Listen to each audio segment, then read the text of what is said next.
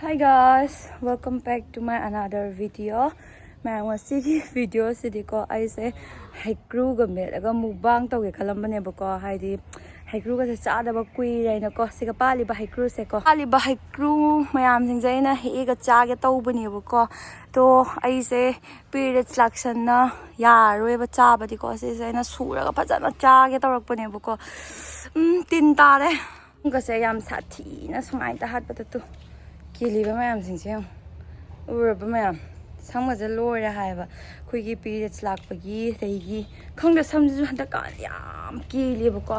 bukkase thinmangidana aina wari bisa ja dona inga si khatang thengna hogale samje thadarang na tadi imung namu thadare khoi mala ngak to samyam kile ba gi kai gi no di khangde ado mayam hai breakfast ana tawthogi chathogi ge Aise puk thinman gina ko sigi nature sure gi kalonji tel se ko se adum thaga puk thinba khotpa khoi gi periods lakpa matamda puk thin ganba khokan bayam tawbudo adum ya thakaga dum phabani ba ko chakcha lo loiraga tha asu yani chadri mamangda thaga su dum yani dum kanabani ba ko yamna ko ado aidi ko thengabani na lunch oina direct tawre se khoi sigati puthi harga khangnei ko adadi phabonga harga khangna bane do khungdumra kumrara aidi khangdreba ko dum chasalle chamana banina ko aingon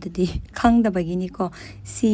ado akhoi mana aina tum hawlakpada sum lunch ka loirame ko kagina ide se chano ide ngarang nungthang se mapura tumdabagi mitna se po mishini ko aloigi khangde dum periods already dum putin bi khot bi se dum tawre dona handaki di thindau mandre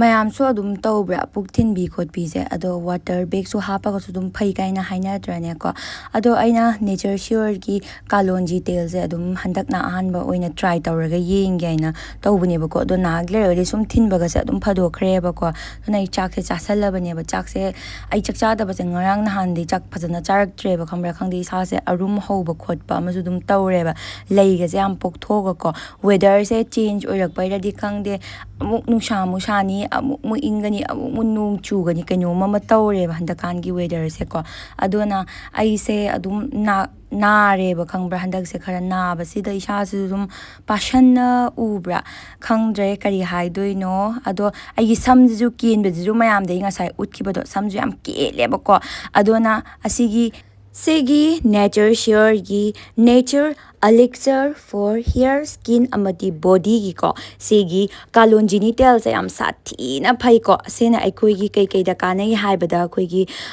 sham strong hair amadi ohele adogi skin je glow oheli adogi immunity ama su ohele adogi gut health ama adagi most of all fat amasung burn tawi ba ko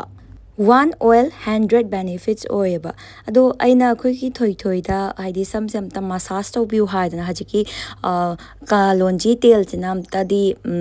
thawam da teiraga yeng brain sam kin ba je pha brain yeng ge tawbuni ba ko ado mayam next video da sum haijarake ba ko fai fatte haiba do fani su khali ke gino haiba di magi ingredients sing je ko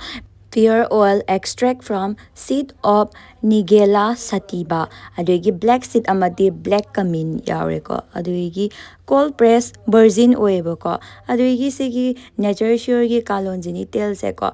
ngasai skin high bado ko khoigi mai da fachana massage ka deeply haidi massage tawraga sathina akhoi mai daga kanabado yamna phangyeba kagina di moi ingredients se ayurvedic natanina mayam su sum hanjanjanan hari aduga khoi khut sa da su khoina body oil teibagi mahuta asigi nature sure gi se dum seasona badum yar kani skin hair body dum asai so hai redana ko khong khut akhoi wow ba kayam leitrone ko aduga ju sum seasona badum yar kani yam sathina kanadra ko all in one hai tare ko ado ai segi nature sure gi kalonjini tel se ko adum mayam di link te dum description ta hapchara mege ado mayam na sum check out to biro ko to mayam ai je haji thabak amagi yeng bani ba ko ꯍꯣꯏ ꯃꯌꯥꯝꯅꯁꯨ ꯁꯨꯝ ꯈꯪꯅꯤꯡꯉꯝꯒꯅꯤ ꯑꯩꯁꯦ ꯒꯨꯋꯥꯍꯥꯇꯤꯗ ꯂꯩ ꯍꯥꯏꯔꯒ ꯌꯨꯝꯗ ꯀꯃꯥꯏꯅ ꯂꯩꯔꯝꯃꯤꯅꯣ ꯍꯥꯏꯅꯀꯣ ꯑꯩꯁꯦ ꯌꯨꯝꯗ ꯏꯃꯥꯔꯖꯦꯟꯁꯤ ꯑꯃꯒꯤ ꯂꯥꯛꯑꯕꯀꯣ ꯑꯩꯁꯦ ꯑꯦꯛꯆꯨꯋꯦꯂꯤꯗꯤ ꯊꯕꯛ ꯑꯃ ꯌꯦꯡꯒꯦ ꯍꯥꯏꯅ ꯒꯨꯋꯥꯍꯥꯇꯤꯁꯦ ꯆꯠꯄꯅꯦꯕꯀꯣ ꯑꯗꯣ ꯌꯨꯝꯗ ꯏꯃꯥꯔꯖꯦꯟꯁꯤ ꯍꯥꯏꯗꯤ ꯑꯩꯈꯣꯏ ꯃꯃꯥꯅ ꯁꯨꯝ ꯌꯥꯝ ꯀꯧꯔꯛꯑꯕꯀꯣ ꯑꯝꯇ ꯂꯥꯛꯎꯗꯣ ꯂꯩ ꯑꯃꯨꯛ ꯆꯠꯂꯁꯨ ꯆꯠꯂꯨ ꯍꯥꯏꯅ ꯂꯥꯛꯄꯀꯣ ꯑꯗꯣ ꯂꯥꯛꯄꯒꯤ ꯕ꯭ꯂꯣꯛꯇꯤ ꯁꯨꯝ ꯁꯦꯝꯃꯛꯇ꯭ꯔꯦ ꯀꯩꯒꯤꯅꯣ ꯍꯥꯏꯗꯤ ꯑꯗꯨꯝ ꯇ꯭ꯔꯦꯟꯗ ꯅꯨꯡꯗꯥꯡꯗ ꯇꯣꯡꯉꯒ ꯑꯌꯨꯛꯇ ꯑꯗꯨꯝ ꯊꯨꯡꯉꯔꯦ ꯑꯗꯣ ꯃꯌꯥꯝ ꯚꯤꯗꯤꯑꯣꯁꯤꯁꯨ ꯌꯥꯝ ꯇꯦꯜꯂꯦ ꯀꯥꯟꯅꯕꯗꯤ ꯑꯣꯏꯔꯝꯒꯅꯤ ꯁꯣ